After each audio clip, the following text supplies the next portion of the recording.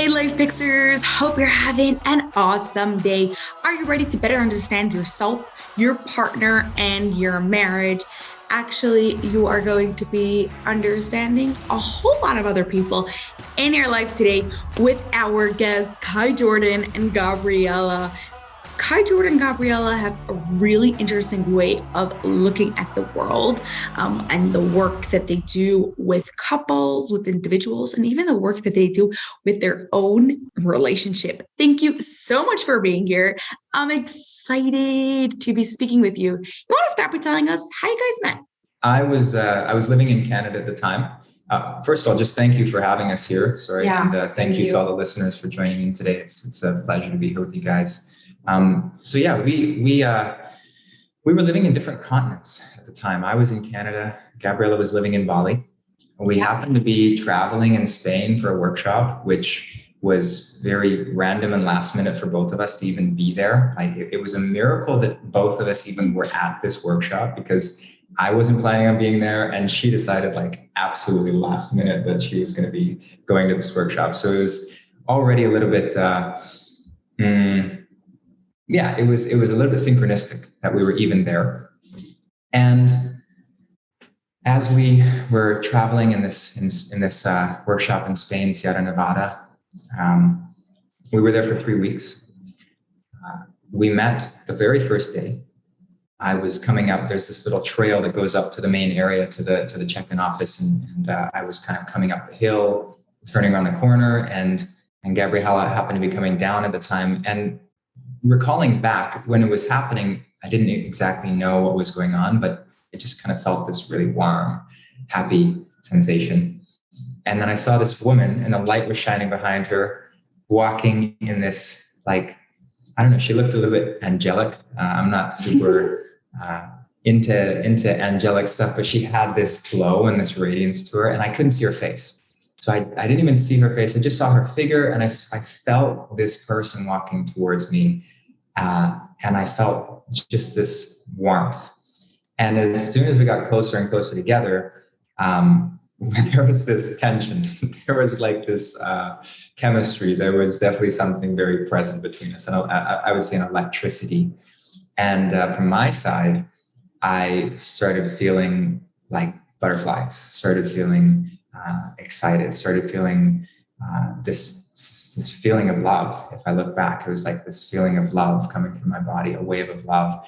And at one point we kind of didn't know how to interact with each other. So I remember grabbing her hand, and as soon as I touched her, my heart was just racing. Boom, boom, boom, boom, boom, boom, boom, boom. So my body was responding to her. Everything was lighting up, my sensations. And that was it wasn't a common experience for me. And after we met, we ended up going our separate ways. And I just remember feeling impacted by that, feeling like something was inside of me that was more alive than it was before. So I'll let you maybe speak to your experience. He was actually a conscious sexuality and relating training. So we were there for a common reason that was very important to us. And the reason was both personal and professional. So we want to get better at relationships. We wanted to deepen our knowledge about what it means to be conscious in a relationship. And also we signed up for a training for that, because that was, at least for me, I already knew I wanted to go through that path for my, it was my passion. Yeah, so we were literally in the middle of nowhere. So as we said, in Sierra Nevada, on the tip of a mountain. And we were coming from the opposite parts of the world. So there was immediately something very, very special and very tender and very deep that we shared. And then we had also a very I will say, crazy experience. I don't know if I can. Anyway, we had a San Pedro and ayahuasca ceremony the first 2 days, and we were in each other's journey, even though if we were in the opposite sides of the room when we were doing the ceremony, because women we're on the same side and men were the opposite side. And our eyes were closed and it was dark, and we were in the medicine, in the depth of our journey. But I met him without knowing anything about him, without knowing who he was, how old he was, anything, absolutely anything. We met, let's say, in the etheric world, and then afterwards, we exchanged this storytelling about how we met in that journey, and it was the same. It was the same journey. So that was quite incredible. Even the shaman told us, "You guys were exchanging something. You were moving at the same time. There was something going on there that I was feeling in the room, and it was in the center of the room, and it was between us, and it was." What's going on between these two, they are going through something. So that was how the medicine actually introduced us to each other. And so it was particular, I will say. It was funny. I have to say, I think it's important to mention that, we are almost 10 years apart. And at the time, he was going through a divorce. I was going through a separation, and I already had 2 kids. And he didn't have any kids. So he was coming from Canada. I'm Italian, half Italian, half South American. I'm coming from Bali. So the odds of our lives intersecating and coming together was really unlikely. So we were two completely different persons on paper. But what's beautiful is that we have been able to go beyond that and not stop at the first obstacles that life will present to us as people. We could have said, you live too far, or you have already 2 kids, or you're too young, or you're too old. There were so many possible difficulties and obstacles on the way.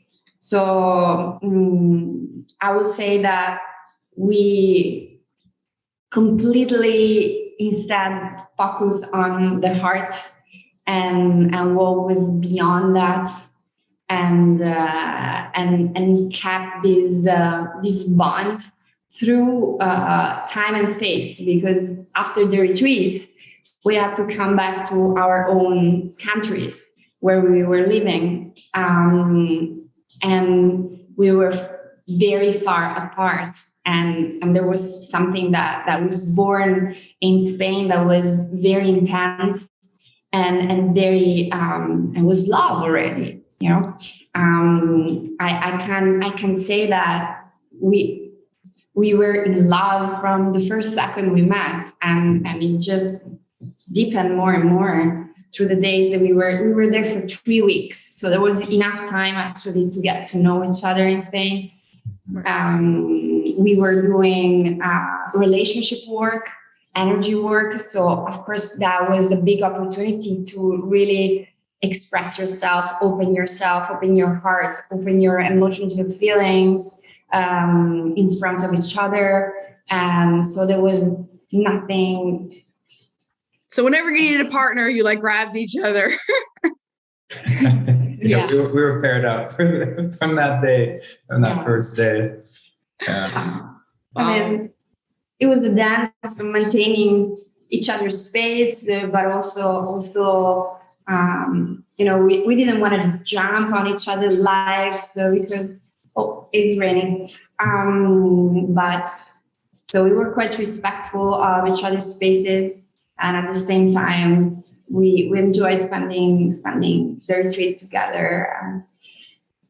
So when we came back to our countries, it was a test, obviously, and a lot happened in those 1 month in this 1 month and a half we've been separated.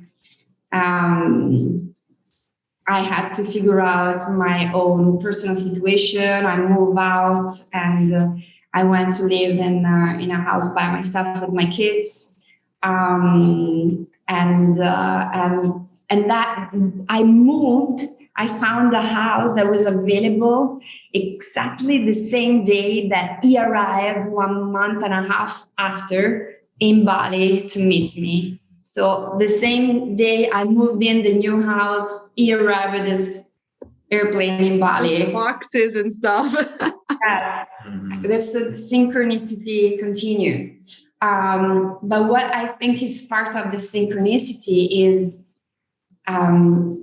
desiring to be aligned with someone. When you do, and everything else, you don't need to focus on the how. You just focus on what you want to create, and with love, with open heart, with passion, with energy, and everything will align, even in the most atypical situation, because ours was complex, atypical, and even challenging, I would say. Not easy at the beginning at all. He arrived in Bali and we spent 1 month together. He has been immediately introduced to my kids, to my boys. I had 2 boys. Now we have another child together. So he was just 28 years old at the time. We're talking about 4 years and a half ago. So he was very young. And, I could have thought, a 28-year-old could escape from a woman, with 2 kids and already a life that is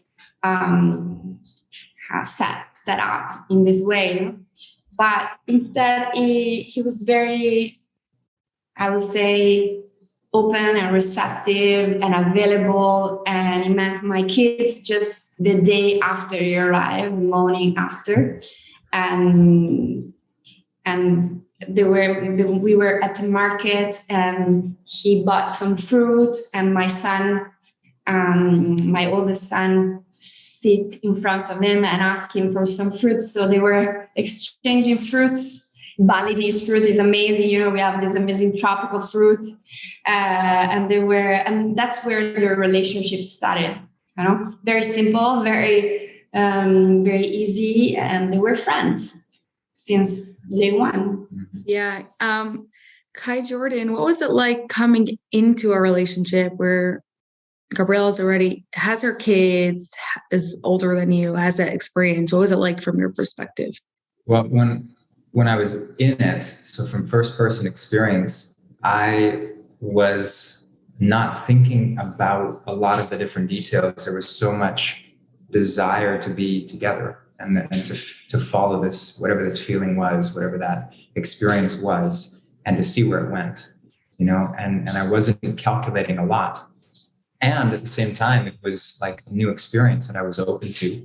And I had a really, really deep connection with both the kids, especially the older one. He just completely opened himself up to me in the very first couple of days. I felt really welcomed and loved by him very, very quickly.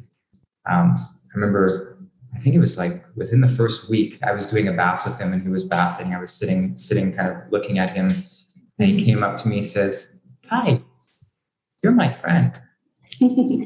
and I was like, "Oh, you're my friend too." But he had this look in his eyes where there was like a twinkle and there was so much love. And I still feel really embraced by that. So that was a huge moment for me to realize I'm already in their lives. It's not even a week. They're already taking me into their lives. And that was big because I think a lot of it has to do with how open Gabriella was with embracing me into her life, because she didn't have any walls up. She was, this is my life. It's all available to you. What you want, you can take. What you don't want, you don't take. But she let everything, she left everything available to me.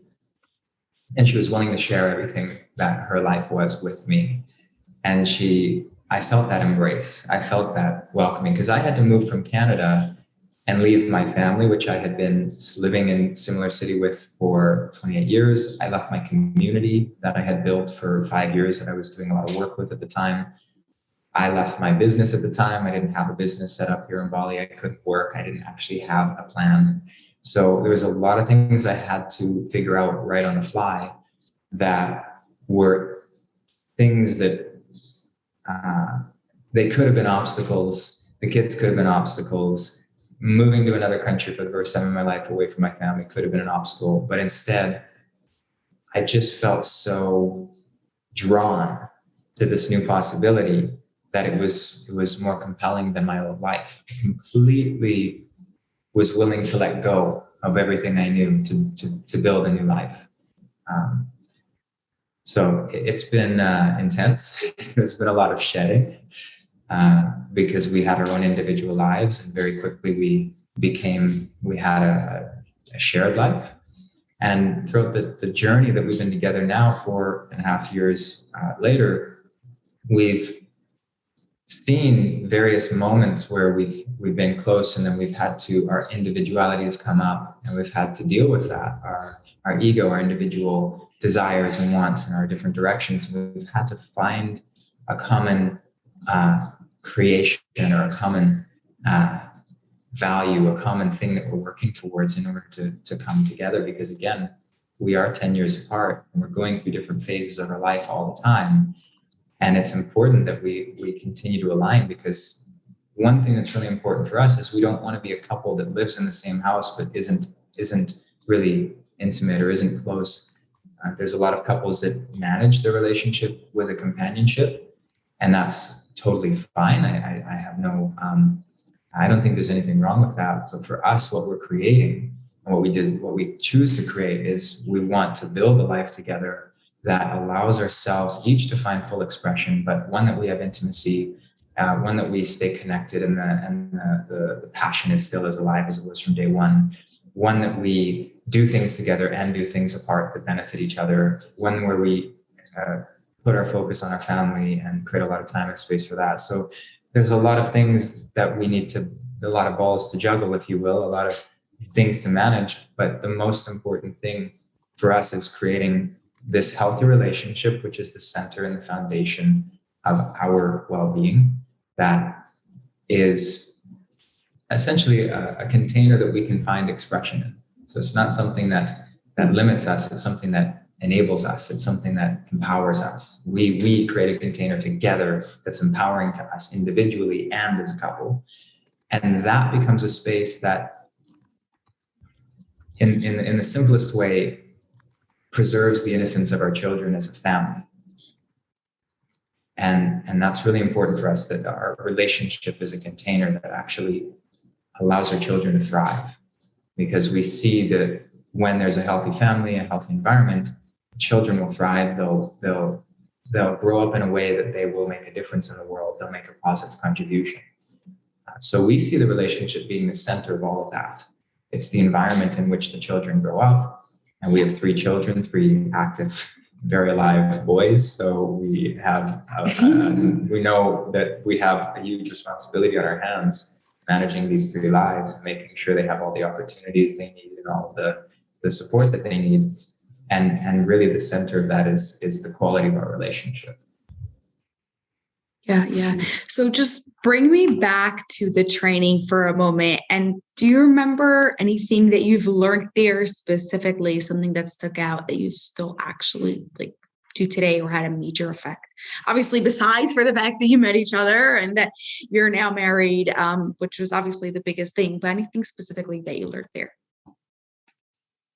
Yeah, well, I would say that training was led by who was considered at the time a tantric master. So a master of energy and orgasmicness. So that was a lot the center. So sexuality, conscious sexuality was a lot the center of the workshop. So I will say that we brought home a lot how to deepen our sexual connection and how to heal through sexuality, how to overcome any intimacy block. That's also part of what is our work today with Devotional Love. Whatever is on the way emotionally, physically, psychologically in our own body, mind, consciousness, we can burn it through lovemaking. And there are, of course, specific ways to do it. They're really powerful. And also, I would say how to stay very curious and open and apply what we call the baby eyes through each other. So never take each other for granted, even in intimacy, always approaching each other with this curiosity and this ingenuity almost. Like if you have in front of you always a different person, because it's just an illusion that when you change partner, you change completely, and things are going to go incredibly better or incredibly worse, because all the dynamics that come up in relationship, it's about us. It's not necessarily always about them. And so they are meant to come up anyway. It doesn't matter who you have in front of you, it's going to be always the mirror of your deepest traumas, your deepest childhood problems, abuse, whatever you went through, patterns that you have installed in your mind, in your consciousness. So when you are in front of each other, recognizing that you have someone that is constantly changing, and every day can be a completely different person, and you're willing to discover who you are today that you weren't yesterday. And this, just by itself, this approach allows the other person to feel free, and you are holding a very high quality space for communion, expression, freedom, connection, and openness of the heart. So, and creativity. So, yeah, I will say this has been very, very important, very pivotal in our relationship.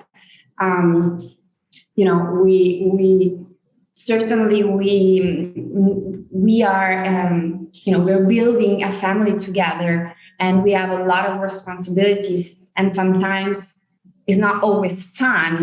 We have to do stuff. We have to take care of the kids, we have to pay for the bills, so we have to, we can't avoid that.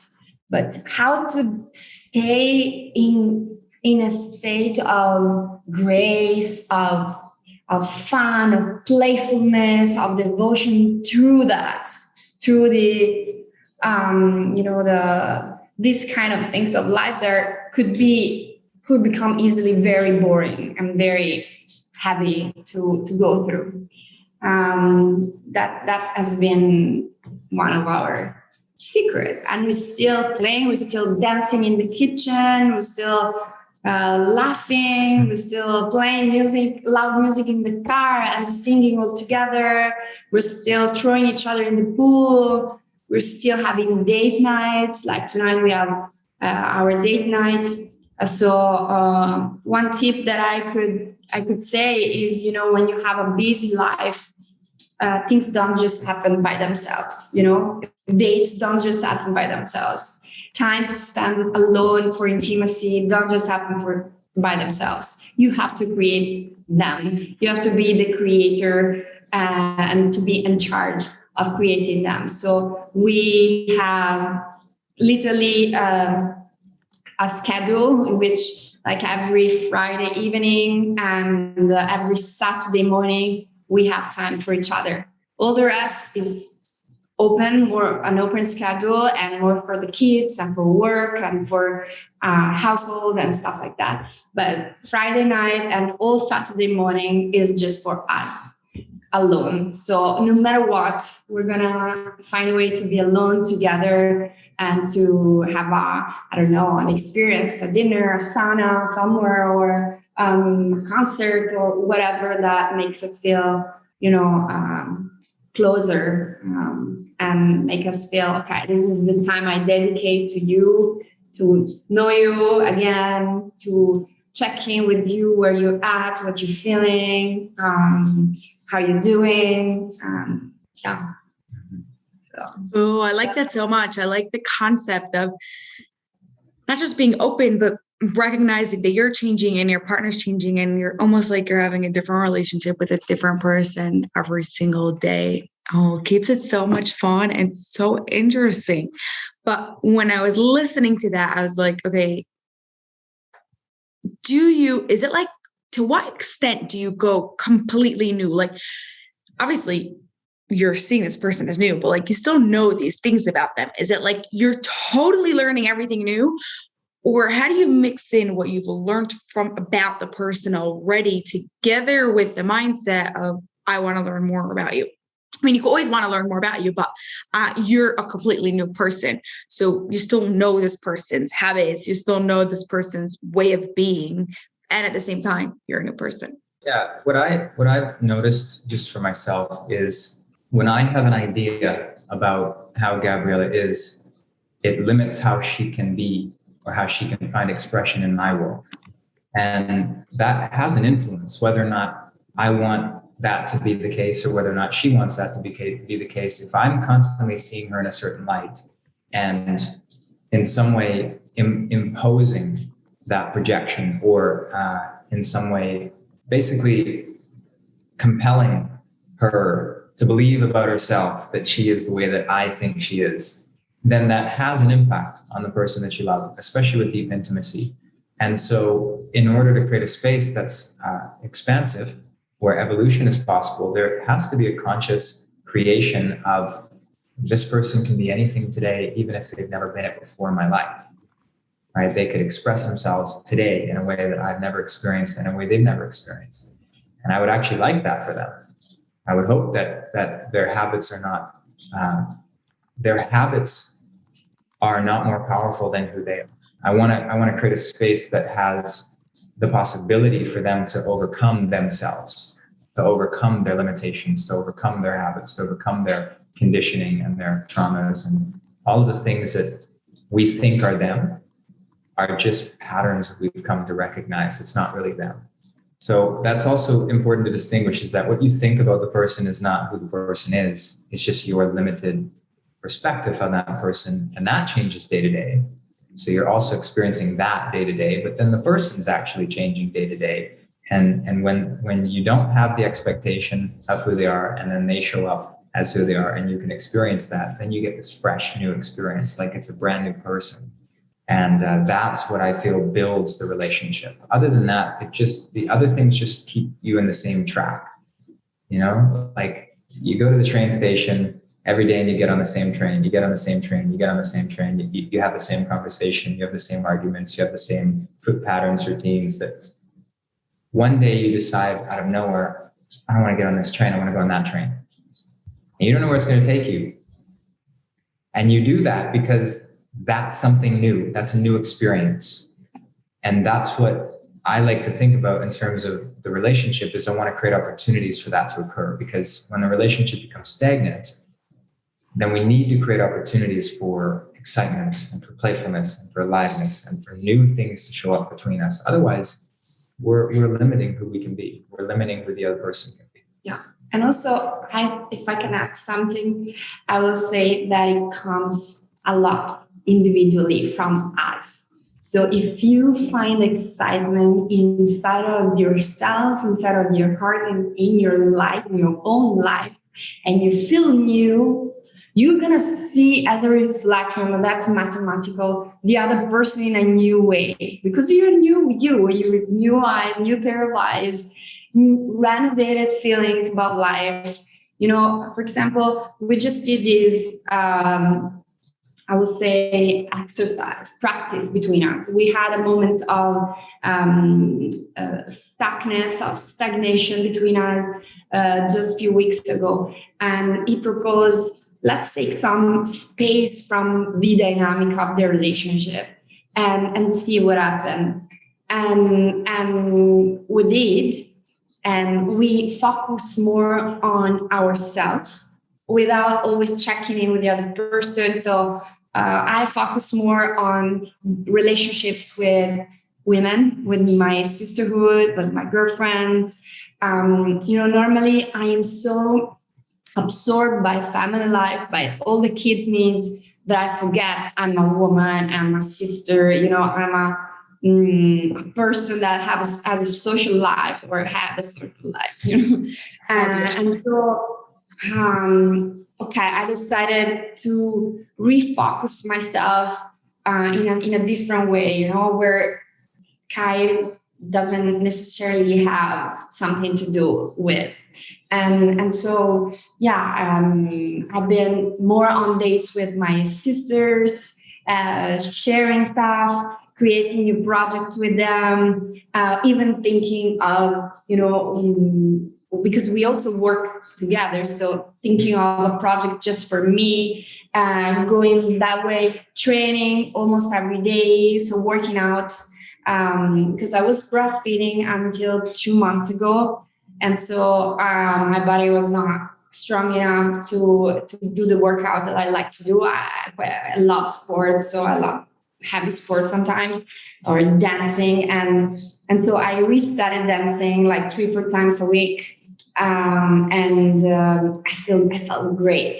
And as a reflection, our relationship started moving in a different directions. We were getting separated, but we were getting closer in our hearts. We were getting closer at home when we would see each other. There was a renovated sense of meeting each other, seeing each other. It was fresh. So I would say that one of the tips that I could give will be refocus on yourself, rebuild your own enthusiasm, your own excitement, your own sense of novelty. And I would like to do this and that, I'm planning to do trekking with my girlfriends on this mountain here, things like that. That gives me energy and gives me excitement. And then when I come back home, you can feel it. You can feel that I bring on something new. And of course, you see me through a new light. Yeah. And vice versa. Yeah. That makes so much sense. Like, right, when you don't see your kids for the whole day, then when they come back, then they're like, oh, you're so excited to see them. But when they wake you up in the morning and you stay home with them and you take care of them and you play with them and they're going on all your errands and they don't have that space to afterwards go and connect with them and really focus. So same thing with your relationship. Yes. Yeah. Now, a little bit random, but I'm just curious, how did you land up in Bali? Originally, how did you land up in Bali? Well, for me, I was living already in Canary Island for almost 3 years. So I had one of my children there. And my ex-husband was a surfer. So he's a surfer. So we were in Canary Island, Fuerteventura, because he loved to surf. And we were raising our kids in an island where they could be wild and free. And then I was kind of over that because it was a little bit boring, a little bit too, there was not much to do there apart from surfing and not that into surfing. So I wanted to expand, to change. And I also ended up reading in a magazine. It was like something like Italy or something like that. An article about the Green School. I don't know if you know about the Green School, but it's an amazing project in the middle of the jungle. It's an ecological school for kids from 3 years old to 18 or 17 years old to high school. There are the classes they have no doors and no walls. So it's all bamboo in the middle of the jungle. It's a Steinerian-based school, so all experiential. There are animals, toucans that fly. There are so ecologic. Everything in it is a village, and there are some of the most amazing teachers from all around the world that come there.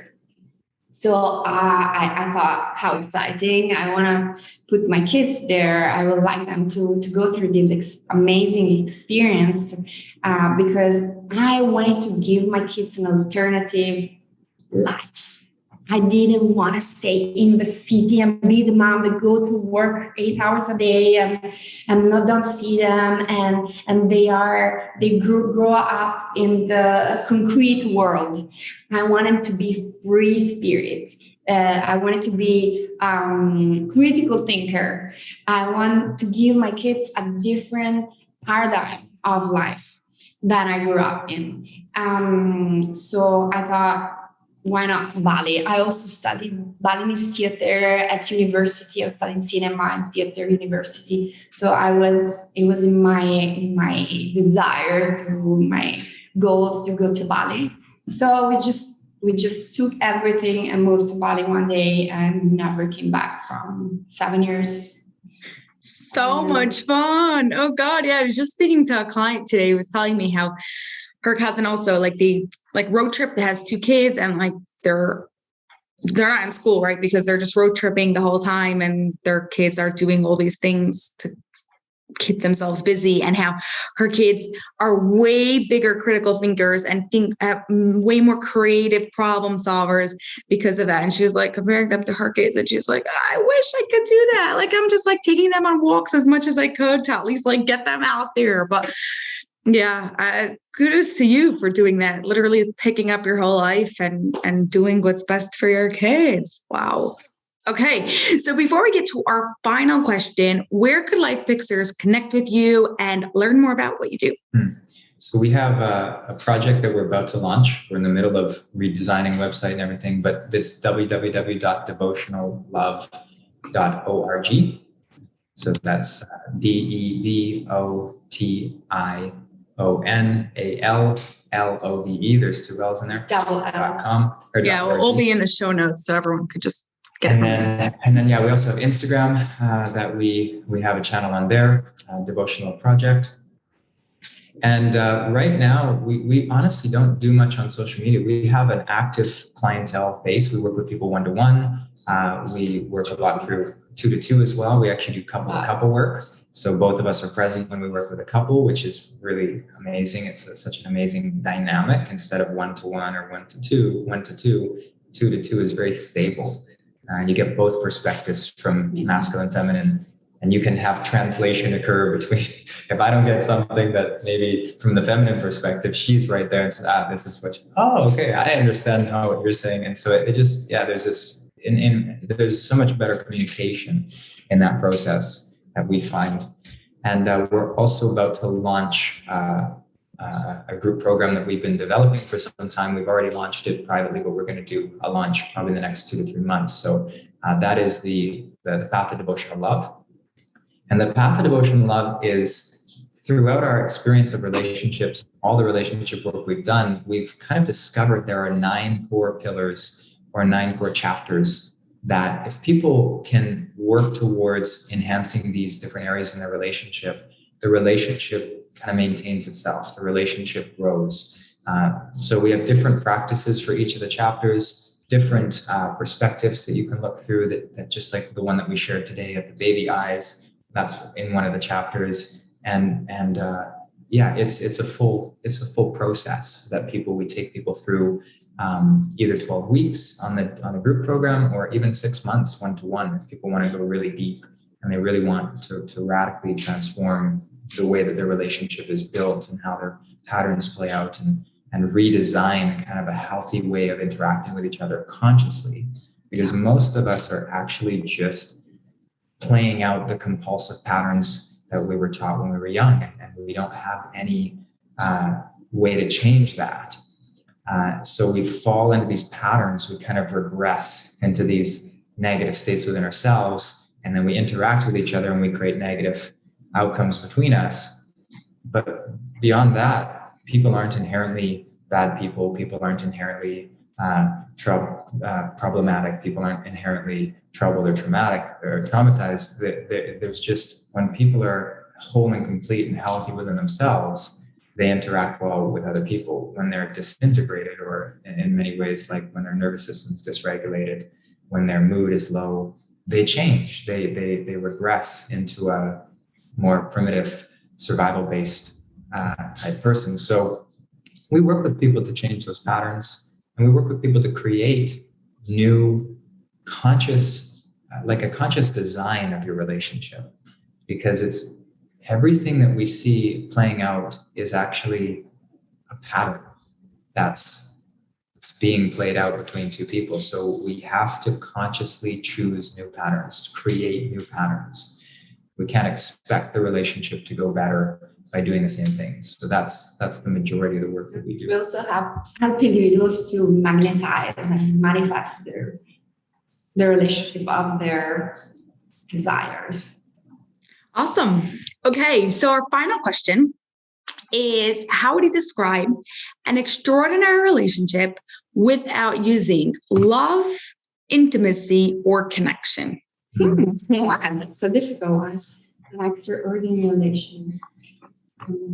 For me, it's one where it's a space where people can find full expression as who they are. It's a space that honors and respects the wholeness of the person and the integrity of the couple. It's a space that allows this person to become what they were meant to be. It's a space that creates opportunities and possibilities for each other. It's a space that is a win-win space. So we both benefit from it. It benefits us to be in that relationship, that space. It's a space that, as I mentioned earlier, preserves the innocence of our children, has this ability to maintain the innocence of the child within ourselves and our external family, our children. For me, it was include a person as part of yourself. Yeah, that's a big one. Yeah. Both of what you're saying, you could see like how the two different perspectives, but how they work so well together. That's really interesting. Yes. Okay. Well, thank you so much, Kai Jordan and Gabriella, for being here. This was really fantastic, really eye-opening, really some really good values and things for people to just like think about more and seeing like how else they could look at their partner or anyone else in their lives for that matter, how different we are, how much we constantly change, and how much unlimited opportunities we have with just recognizing that mindset. So thank you so much for taking the time to be here with us. Thank you to everyone who listened today. Thank you guys. That's all for this episode of the LifePix University Podcast, but I have a huge favor to ask of you that will not only support the show, but will also help the people you love most. We are striving for 1 million downloads by the end of 2025, and we can't do this without your help. If you love this episode, please share it with 2 of your family and friends so they too can rewire their brains to have an extraordinary marriage. It was awesome spending time with you, and I'll see you on the next episode.